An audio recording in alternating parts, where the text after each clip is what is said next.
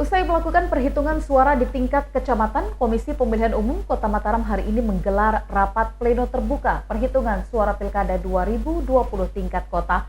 Adapun pleno terbuka tingkat kota tersebut adalah merupakan rekapitulasi suara tahap terakhir sebelum KPU secara resmi menetapkan hasil perhitungan suara Pilkada Kota Mataram 2020.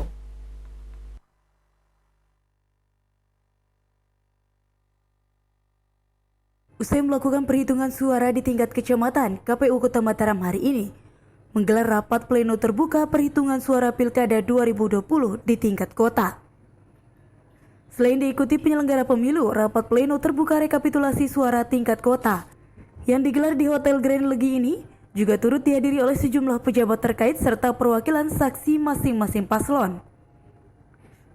Namun dari 4 paslon yang bertarung di Pilkada Kota Mataram, hanya paslon nomor urut 3 Haji Lalu Makmur Said Badru Tamam Ahda yang tidak hadir dalam kegiatan rapat pleno ini. Pantauan Lombok TV, dalam pelaksanaan rapat pleno ini ada sejumlah hal yang menjadi sorotan dari pihak saksi maupun Bawaslu. Mulai dari adanya perbedaan data pemilih yang menggunakan KTP, serta adanya kasus di salah satu TPS di Kecamatan Sadubaya yang membuka kotak suara yang sudah dalam kondisi tersegel.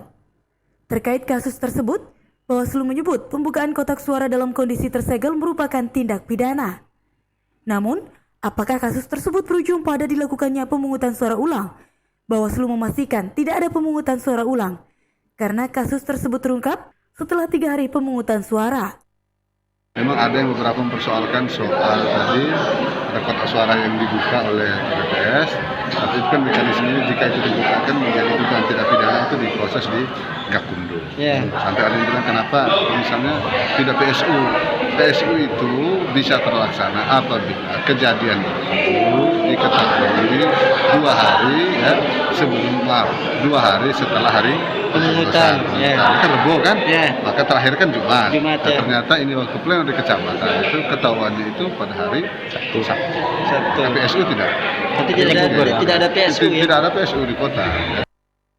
Sementara itu, Ketua KPU Kota Mataram M. Husni Abidin menjelaskan, rekapitulasi tingkat kota ini merupakan perhitungan suara tahap akhir sebelum dilakukannya penetapan hasil perolehan suara masing-masing paslon. Rekapitulasi tingkat kota ini ungkapnya merupakan forum resmi sebagai sarana perbaikan terhadap hasil perolehan suara maupun data-data hasil perhitungan suara di masing-masing tingkatan. Di mana untuk rekapitulasi suara tingkat kota ini ada 2 data yang menjadi acuan, yakni data hasil perhitungan suara di tingkat kota serta data Sirekap atau hasil perhitungan suara berdasarkan hasil foto formulir model C hasil KWK.